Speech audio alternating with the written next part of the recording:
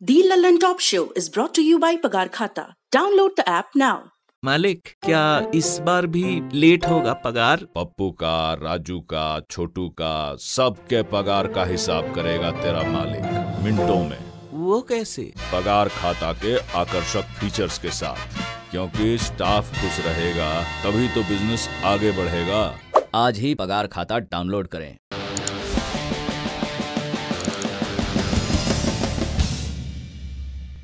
लद्दाख में भारत और चीन की सेनाओं के बीच कम से कम एक जगह तनाव कम हुआ है, पैंगोंग त्सो झील।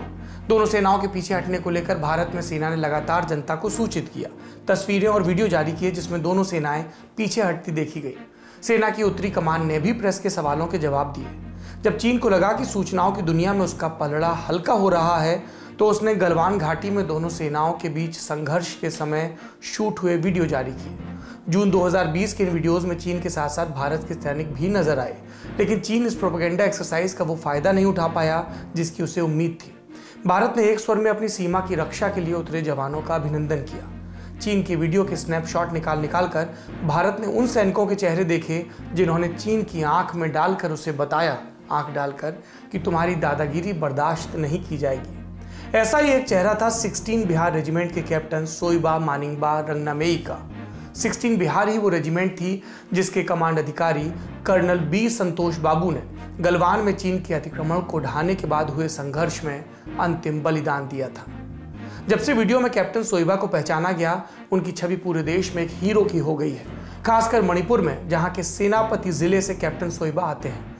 आज मणिपुर के मुख्यमंत्री एन बीरेन सिंह ने कैप्टन सोइबा से मुलाकात की और उनका सम्मान किया। बीरेन सिंह ने इस मुलाकात की तस्वीरें ट्वीट भी की और वो भी वायरल हो गई। इस साल गणतंत्र दिवस पर गलवान संघर्ष में भाग लेने वाले सैनिकों को सम्मानित किया गया था। कर्नल संतोष बाबू को मरणोपरांत महावीर चक्र दिया गया था। तब कैप्टन सोइबा को भी मेंशन इन डिस्पैच मिला।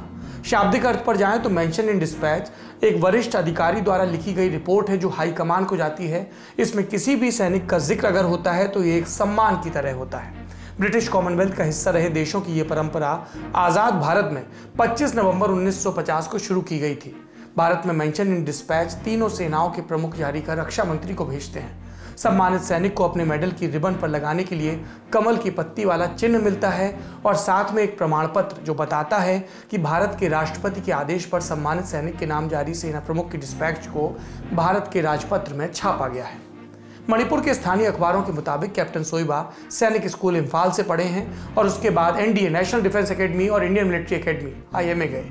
द लल्लन टॉप परिवार भी कैप्टन सोइबा और उनके साथ देश की सुरक्षा में तैनात तमाम सैनिकों का अभिनंदन करता है। लद्दाख और गलवान का जिक्र चला है तो बता दें कि भारत और चीन की सेनाओं के बीच गोगरा पोस्ट और हॉट स्प्रिंग इलाके में सैनिकों की वापसी पर सहमति बनने के आसार हैं। इसके बाद डेमचौक और देपसांग के मैदानों का जटिल मुद्दा बचेगा। जानकार मानते हैं कि दोनों पक्ष पहले आसान मसलों को सुलझाना चाहते हैं ताकि बातचीत का माहौल और मजबूत हो। अब बढ़ते हैं दिन की सुर्खियों की तरफ।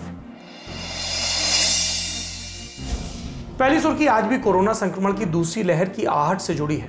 महाराष्ट्र को अपने कुछ शहरों में आंशिक से लेकर सख्त लॉकडाउन का ऐलान करना पड़ा। इसलिए केंद्र सरकार अब अपना ध्यान इस तरफ लगा रही है कि दोबारा बढ़ रहे संक्रमण के आंकड़ों को बिना विस्तृत लॉकडाउन लगाए कैसे काबू किया जाए। इस रणनीति में भारत का ट्रम्प कार्ड है टीकाकरण। केंद्रीय स्वास्थ्य मंत्रालय द्वारा जारी आंकड़े बताते हैं कि भारत में 23 फरवरी तक 1,17,45,552 लोगों को टीका लग चुका है। इसमें 65 लाख स्वास्थ्य कर्मचारी और 40 लाख दूसरे फ्रंटलाइन वर्कर मसलन पुलिस और नगर पालिका के कर्मचारी हैं। इनमें से 12,58,177 लोगों को दूसरा डोज भी मिल गया, यानी इतने मामलों में टीकाकरण की प्रक्रिया पूरी हो गई। अब इस रफ्तार को बढ़ाया जाना है। हिंदुस्तान टाइम्स ने अपनी एक रिपोर्ट में दावा किया कि सरकार आने वाले 4 से 6 हफ्तों में रोजाना 50 लाख टीके लगाने की तैयारी कर रही है। इसी के साथ एक जगह पर रोजाना टीकों की संख्या को भी बढ़ाकर 200 किया जाएगा। सरकार चाहती है कि फ्रंटलाइन वर्कर्स के साथ साथ आबादी के उस हिस्से को भी टीका लगाया जाए जिसे संक्रमण से ज्यादा खतरा है, मसलन वृद्ध और किसी बीमारी से ग्रसित लोग। आपने टीकाकरण की बात सुनी, अब कुछ टीके पर बात कर लेते हैं। हम जानते हैं कि भारत में आपात अनुमति के साथ 2 टीके लगाए जा रहे हैं। एक है एस्ट्राजेनेका का कोविशील्ड और दूसरा भारत बायोटेक का कोवैक्सिन। एस्ट्राजेनेका से जुड़ा जो एफिकेसी डेटा है वो वेस्ट में उपलब्ध था, इसलिए इसको लेकर ज्यादा संशय नहीं हो रहा था। कोवैक्सिन के असर को लेकर जानकारी के अभाव के आरोप लग रहे थे, लेकिन अब भारत बायोटेक ने भरोसा दिलाया है कि कंपनी तीसरे चरण के ट्रायल से जुड़ा एफिकेसी डेटा 2 हफ्ते में जारी करेगी।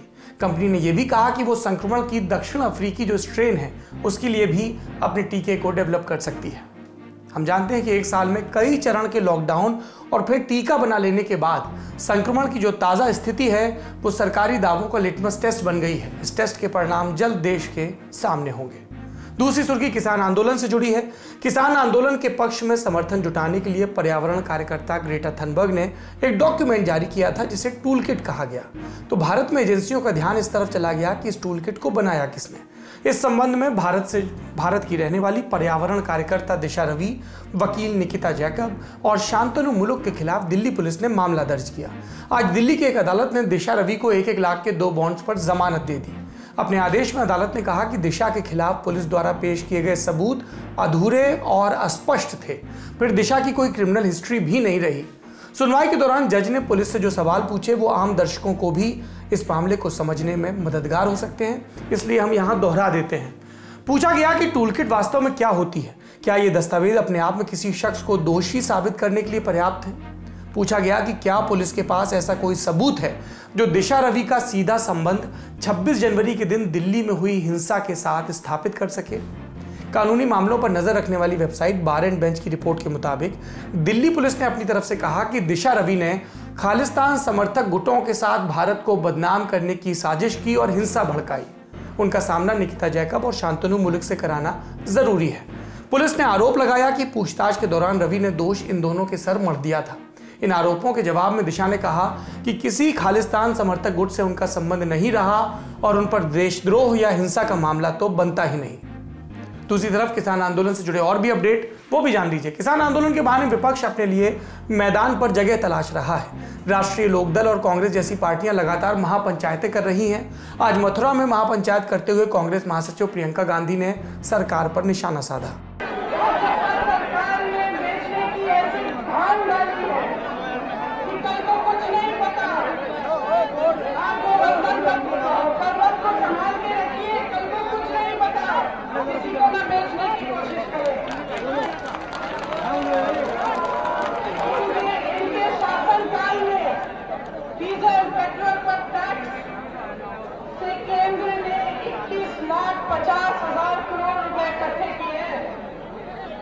अपने खरबपति मित्रों का 8 लाख करोड़ कर्जा माफ किया है।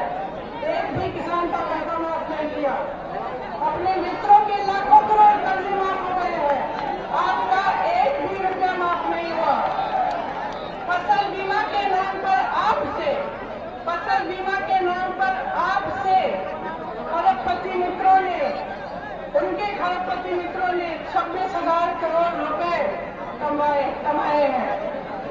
26,000 करोड़ रुपए कमाए हैं और आप इस तरह भटक रहे हैं सड़कों पे। आपकी कोई सुनवाई नहीं है। आप अपने अधिकारों की लड़ाई लड़ रहे हैं और आपका मजाक उड़ाया जा रहा है, आपका अपमान किया जा रहा है। मुझे समझ में नहीं आता कि प्रधानमंत्री मोदी जी को किसानों से कौन सी दुश्मनी है।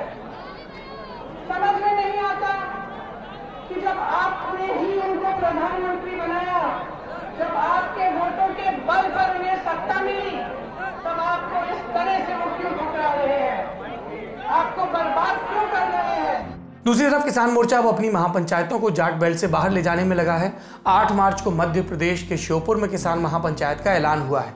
इसमें राकेश टिकैत और गुरनाम सिंह चढ़ूनी जैसे किसान नेता शामिल होंगे। मध्य प्रदेश की पहली महापंचायत के लिए श्योपुर को इसलिए चुना गया क्योंकि ये केंद्रीय कृषि मंत्री नरेंद्र सिंह तोमर का संसदीय क्षेत्र है। किसान मोर्चा उम्मीद कर रहा है कि इस महापंचायत में राजस्थान के किसान भी पहुंचेंगे। विपक्ष और किसान मोर्चे की अलग अलग गोलबंदियों से निपटने के लिए केंद्र में आरूढ़ भाजपा पार्टी ये दोनों भी काम पर लगे हैं। विपक्ष के लिए प्रवक्ताओं को काम पर लगाया गया है और किसान महापंचायतों की काट के लिए भाजपा ने अपने नेताओं और मंत्रियों से फील्ड पर उतरने को कहा है। तीसरी सुर्खी गुजरात से नगर निकाय चुनाव। समाचार की तैयारी तक नतीजे आ रहे थे। भाजपा हर नगर निकाय में बड़ी जीत की तरफ बढ़ती नजर आ रही है। गुजरात में 2022 में विधानसभा के चुनाव होने हैं। निकाय चुनाव भले इन चुनाव से हटकर माने जाएं, लेकिन इनसे माहौल का पता चलता है, खासकर तब जब सूबे के 6 बड़े शहरों में चुनाव हो रहे हों। अहमदाबाद, सूरत, वडोदरा, राजकोट, भावनगर और जामनगर। 21 फरवरी को इन शहरों की निकायों की 576 सीटों पर वोट पड़े। 2015 में हुए निकाय चुनाव में भाजपा 391 सीटों पर जीती थी और कांग्रेस 174। इस बार भी भाजपा करीब 350 सीटों पर बढ़त बनाए है। देर शाम नतीजे स्थायी हो जाएंगे, इसलिए 24 फरवरी को ललन टॉप में इन पर हम विस्तार से बात करेंगे कि इन आंकड़ों के मायने क्या हैं। फिलहाल आप दो चीजें जान लीजिए कि सूरत में आम आदमी पार्टी मुख्य विपक्ष बनकर उभरी है और इसलिए आम आदमी पार्टी के संयोजक और दिल्ली के मुख्यमंत्री अरविंद केजरीवाल ने यह ऐलान किया है कि वो वहां पर रोड शो करके जनता का धन्यवाद करेंगे। इसके अलावा असदुद्दीन ओवैसी की पार्टी AIMIM इसने अहमदाबाद में खाता खोल लिया है।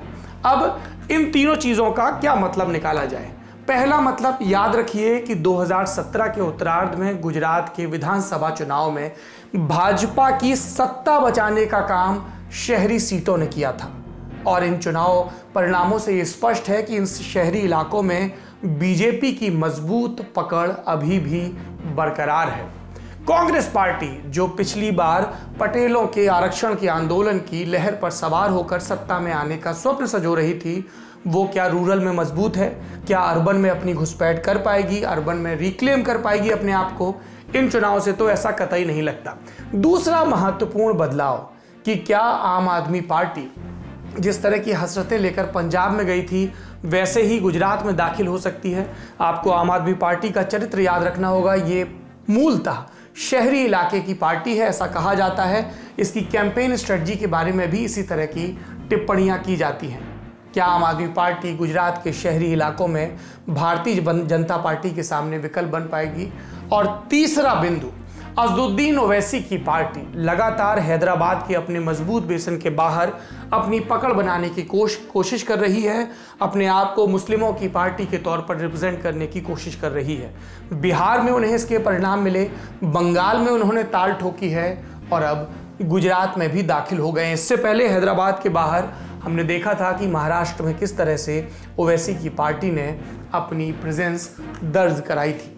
ये कुछ महत्वपूर्ण चीजें हैं जो मुझे लगता है कि गुजरात की राजनीति को दिलचस्प बनाएंगी। तो ये तो कुछ चुनावी विश्लेषण हो गया। समाचार तो यही है कि भाजपा ने अपने मजबूत किले, चाहे वो सौराष्ट्र के इलाके हों जिसमें जामनगर, राजकोट और भावनगर आते हैं, या फिर दक्षिणी गुजरात हो, सूरत का इलाका, वडोदरा या फिर अहमदाबाद, इन सब जगहों पर जीत की तैयारी कर ली है। और जाहिर सी बात है, जहां जीत है वहां जश्न है, जिसकी शुरुआती तस्वीरें भी आने लगी।